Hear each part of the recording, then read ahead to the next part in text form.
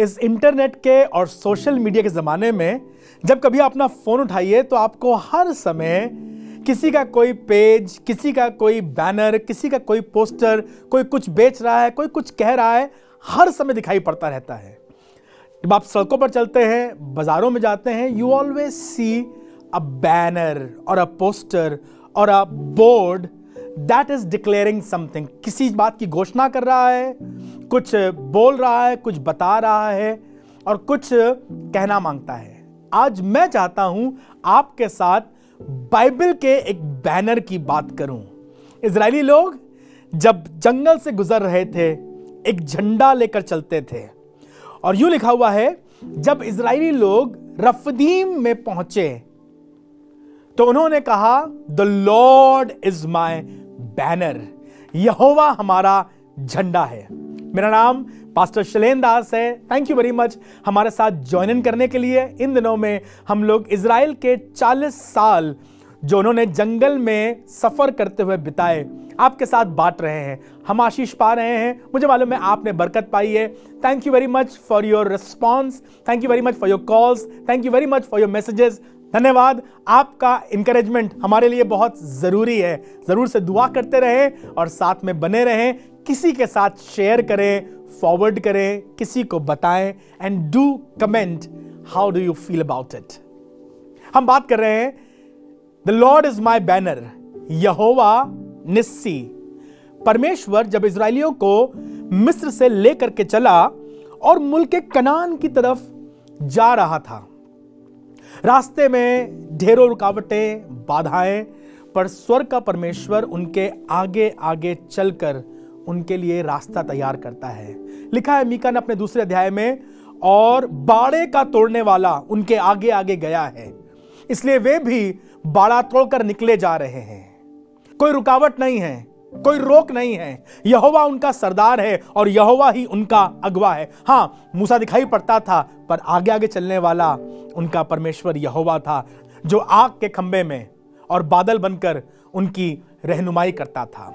आज निर्गमन के 17वें अध्याय के 8वें पद में वो एक जगह आए हैं, एक पड़ाव किया है रफीदीम में। जब वहां आके रुकते हैं, अभी लोग चैन की सांस ले रहे हैं, थक गए हैं, लंबी यात्रा ने थका दिया है, दे आर डॉग टायर्ड, और दिन रात ट्रैवल करने के बाद रुक जाओ, आराम करो, थोड़ी देर ठहर जाओ, हमारे बच्चे थक गए हैं, हम भी थक गए हैं। जब लोग वहां रुकते हैं तो अचानक से दुश्मन आक्रमण कर देता है। जिन देशों से गुजर रहे थे, बहुत से लोग आसपास रहा करते थे, इन पर अमालेकी आक्रमण कर देते हैं। अब क्या करें? ये तो गुलाम थे, ये तो दास थे, इन्हें तो लड़ना वड़ना बहुत आता नहीं था, और इजरायलियों की ये पहली लड़ाई है रफीदीम में। हां, इस जंगल के रास्ते में निकलने के लिए इन्होंने थोड़े बहुत हथियार वगैरह बना लिए थे, पर अभी तक ये आर्मी नहीं बने थे। This was a group of slaves, they had no experience of battle. और सच पूछिए तो इन्होंने तो बरसों बरस से अपने कंधे भी नहीं उठाए थे। कंधे तो दूर की बात है, इन्होंने अपनी आंखें भी नहीं उठाई थी, क्योंकि गुलामों को सर झुकाकर और कंधे झुकाकर सिर्फ बोझ उठाने की अनुमति थी। लड़के तक तो उनके मर रहे थे, तो सेना कहां से होती? बड़ी मुसीबत, बड़ी समस्या में जिंदगी चल रही थी। पर आज रफीदीम में अचानक से इन पर अटैक हो गया। बड़े परेशान, क्या करें क्या करें क्या करें। परमेश्वर ने मूसा से कहा, यहोशू से कहो कि वो जाकर लड़ाई करे। Joshua, a new man introduced, एक नया जवान लड़का जिसे आसमान का खुदा जिम्मेदारी दे रहा है। और मूसा यहोशू से कहता है, तू सेना तैयार कर, you prepare the army and fight these enemies. आपको अपनी लड़ाइयां लड़नी पड़ेंगी बेटा, यह लड़ाई तुम्हें लड़नी पड़ेगी, करियर बनाने की, जिंदगी चलाने की, रिश्तों की। Don't be so dependent on your father और योर मदर और एनीबडी एल्स की मेरी लड़ाइयां वो लड़ लेगा। अगर निर्भर हो तो आसमान के खुदा पर, और आसमान का खुदा भी चाहता है कि तुम जाओ, तुम लड़ो, तुम करो। हर लड़ाई में जहां परमेश्वर अपने लोगों को विजयी बनाता है, उनसे कहता है, लड़ना तुम, मैं तुम्हें जीत दिलाऊंगा। युद्ध के लिए घोड़ा तो तैयार किया जाता है। अगर घोड़ा तैयार नहीं करें, आप उसे ट्रेन ना करें, उसे मालिश ना करें, चमकाएं ना और एकदम से बैटलफील्ड में ले जाएं, वो घबरा जाएगा। जरूरी है युद्ध के लिए घोड़ा तैयार किया जाए। फतह यहोवा देगा। बेटा, अपने इम्तिहानों के लिए तैयारी करो। तुम्हारे पास बड़े सपने हैं, बड़ी गाड़ी चाहते हो, बड़ा मकान चाहते हो, सिर्फ पापा दिला देना तो क्या फायदा। मेहनत करो, परिश्रम करो, fight the battle and God will help you. कहा गया यहोशू से, यहोशू तू जाके लड़ाई कर। और मूसा ने अपने साथ हारून को लिया और हूर को लिया, और वो खुद एक पहाड़ की चोटी पर जाकर खड़ा हो गया और अपने हाथों को उठा करके आसमान के खुदा से दुआ करने लगा, मदद मांगने लगा। बड़ा खूबसूरत नैरेटिव है ये। यहोशू, the younger man, the younger generation is fighting the battle. मूसा, हारून और हूर जो उम्र में बड़े लोग हैं, लीडर्स हैं, ये खुदा के सामने हाथ फैलाए हुए हैं। एक बहुत खूबसूरत तस्वीर है चर्च की। अगर आपको लगता है सब काम पादरी करे, पादरी दौड़े, पादरी भागे, पादरी प्रचार करे, पादरी गीत कराए, ये गलत है। तरीका मालूम क्या होता है? जवान चर्च सजाएं, जवान कुर्सियां लगाएं, जवान गीत गाएं, जवान दौड़े भागें, ऑर्गेनाइज करें, and let pastor pray for you, let him preach the word.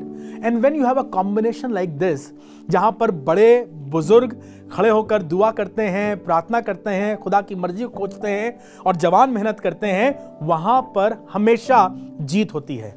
मैं खुदा का बहुत धन्यवाद करता हूं। God has kept me in assembly of believers church and this is the only church that I have ever known. अपने बचपन में अपने पापा की गोदी में मैं असेंबली ऑफ बिलीवर्स चर्च में आया और आज तक मैंने कोई और चर्च नहीं देखा। बहुत जगहों पे प्रचार किया, but this has been the only church I have been part of. हमारे चर्च की खूबी यह है कि यहां पर हर उम्र के लोगों को उनकी जिम्मेदारियां मालूम होती हैं और मेरी दुआ यह है कि यह काम ऐसे ही हमारे अंदर बढ़ता जाए। बड़े खुदा को पुकारें, खुदा की मर्जी ढूंढें, खुदा के सामने खड़े हों, प्रार्थना करें और जवान अपनी जिम्मेदारी निभाएं। चर्च तैयार करना, कुर्सी लगाना, मेहनत करना, बाजे बजाना, पैसे देना। बेचारा पादरी अकेले ही दौड़ रहा है, दरी लेकर आता है, कुर्सी लगाता है, मेहनत करता है, बाथरूम भी वही साफ करता है, जाले भी वही निकालता है। बच्चे क्या कर रहे हैं? जवान है ही नहीं, जो हैं वो आते हैं, कभी आए कभी नहीं आए, बजाया तो ठीक है, नहीं बजाया तो ठीक है, बाजे पड़े हैं, हम तो चले गए। रिस्पॉन्सिबिलिटी तुम्हारी क्या है चर्च में? कुछ ना कुछ तो आपका रोल होना चाहिए। आप संडे स्कूल पढ़ाइए, खड़ी होइए। आप गीत लिखिए, गीत गाइए, खड़ी होइए। आप जवानों के साथ काम कीजिए। प्रभु ने आपको शब्द दिए हैं, प्रभु ने आपको इन्फ्लुएंस दिया है। Use it for the glory of God. You are very very influential in the outer world. Make your influence even in the church. The way you interact with kids. तुम स्कूल में बहुत अच्छा पढ़ाती हो, तुम्हें कई बार अपने स्कूल से अवार्ड्स मिले हैं। जिम्मेदारी लो संडे स्कूल को। एक ही संडे मिलता हमें घर पे रहने का, एक ही संडे मिलता, उस दिन भी बच्चे तुम जिंदगी बना दोगे इनकी।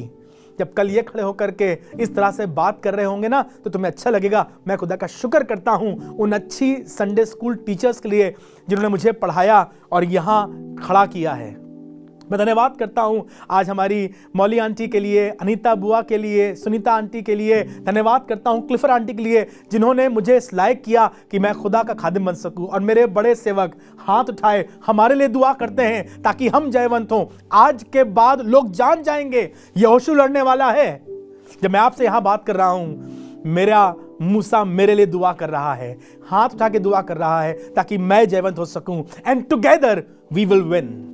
This point, Rephidim, is a very, very important point in the life of Moses as well as in the ministry of Joshua. समस्या मालूम क्या है? चर्चेस में जनरेशन नेक्स्ट नहीं है। शिकायत है, हमारे चर्च में क्या बताएं, कोई है ही नहीं। ऐसे कैसे हो सकता है? चर्च में कोई नहीं है जी, इसलिए नहीं है क्योंकि आपने कभी किसी को मौका दिया ही नहीं।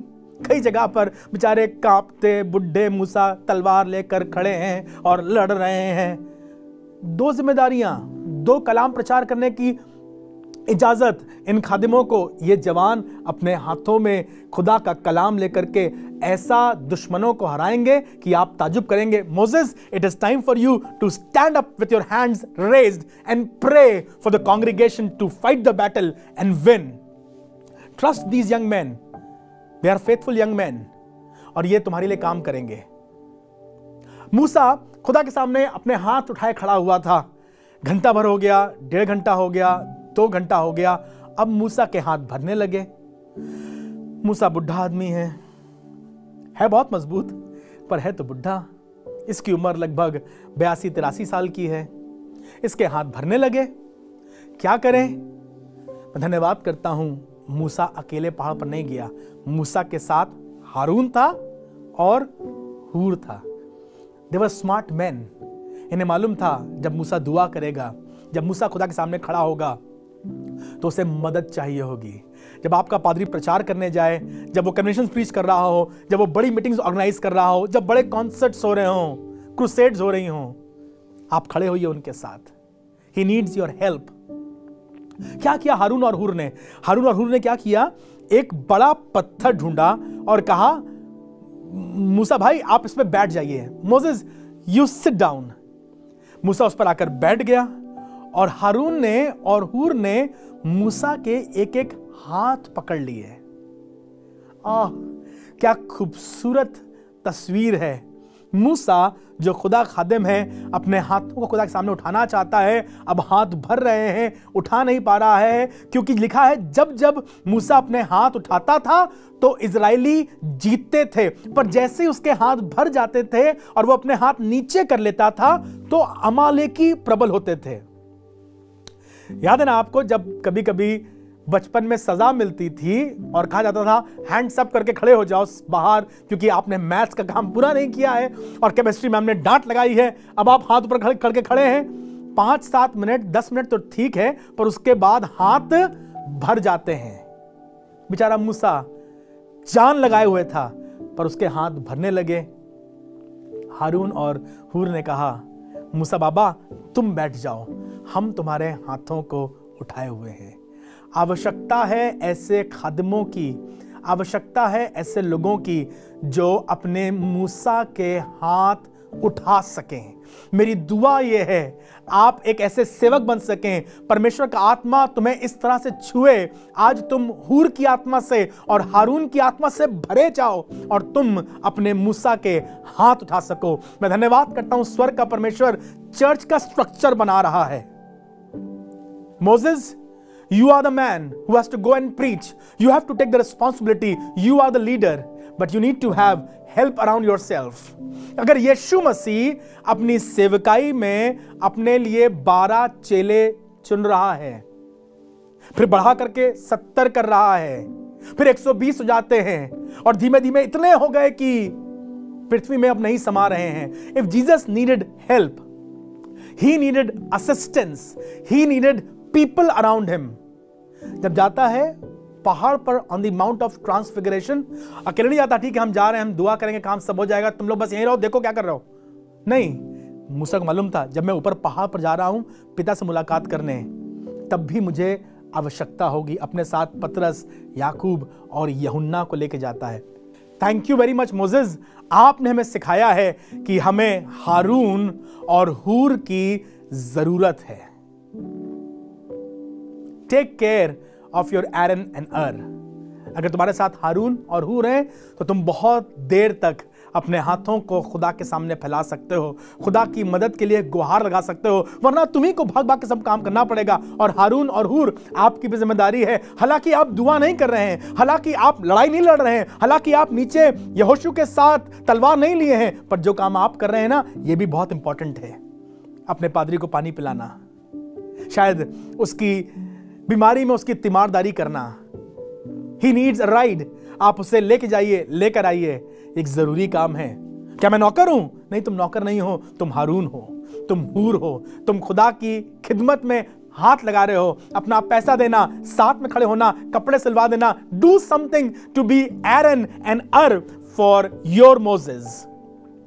और यहोशू, खुदा तुझे बरकत दे कि तू लड़ाई कर रहा है, तैयार है, अपने हाथ में तलवार लेकर के उस जंग को लड़ रहा है। और मालूम, जब मूसा दुआ कर रहा है, हारून और हूर साथ में खड़े हैं, यहोशू और उसकी उम्र के लड़के लड़ाई कर रहे हैं, जंग कर रहे हैं। पहली लड़ाई है, लिखा है यहोशू लड़ाई करता था और उसका हाथ तलवार से चिपक जाता था। और जब तक मूसा के हाथ उठे रहते थे, तब तक इजरायली प्रबल होते थे। ऐसी मार मारी इस पहली लड़ाई में इजरायलियों ने अमालेकियों को कि अमालेकियों को जान बचाकर भागना पड़ा। When we are in unity, when the church is in unity, जब worship leaders, जब प्रचार करने वाले, जब deacons, जब Sunday school teachers, जब जवान एक साथ काम करते हैं, technicians एक साथ काम करते हैं, sound man अपना कर रहा है, मीडिया वाला अपना कर रहा है, पादरी साहब अपनी कर रहे हैं। पादरी साहब कहते हैं हम तो पुराने गाने गाएंगे, प्रशंसा हो। जवान कह रहे हैं हम तो ये गाना कभी नहीं गाएंगे, जब उनका होगा हम चुपचाप रहेंगे, जब हमारे होंगे तो हम गाएंगे। पादरी साहब कह रहे हैं ठीक है तुम गाओ, Jesus is like a lion, he will roar, he will roar. तो पादरी साहब चुपचाप खड़े, नहीं, लेट अस वर्क टुगेदर। और जब एक साथ काम करेंगे ना तो हम जीतेंगे। और उन्होंने नाम रखा रफीदीम, अर्थात यहोवा हमारा झंडा है।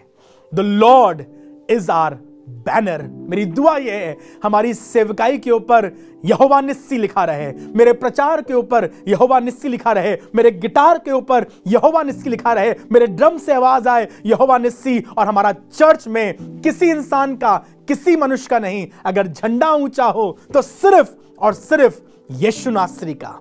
खुदा आपको बरकत दे। थैंक यू वेरी मच हमारे साथ ज्वाइन इन करने के लिए। अगर आपको आशीष मिल रही है तो आप जरूर किसी को इनवाइट कीजिए, किसी को ये लिंक फॉरवर्ड कीजिए, किसी के साथ ये स्ट्रीम शेयर कीजिए। और अगर आपने सब्सक्राइब नहीं किया तो जरूर से सब्सक्राइब कीजिए। खुदा आपको बरकत दे। अगले एपिसोड में हम बात करेंगे mount Sinai, a place where God organised His nation। 11 महीना 67 चैप्टर्स इजरायली लोग सीने पहाड़ पर रुके रहे, क्योंकि परमेश्वर उन्हें ऑर्गेनाइज कर रहा था। खुदा आपको बरकत दे और आपके साथ रहे।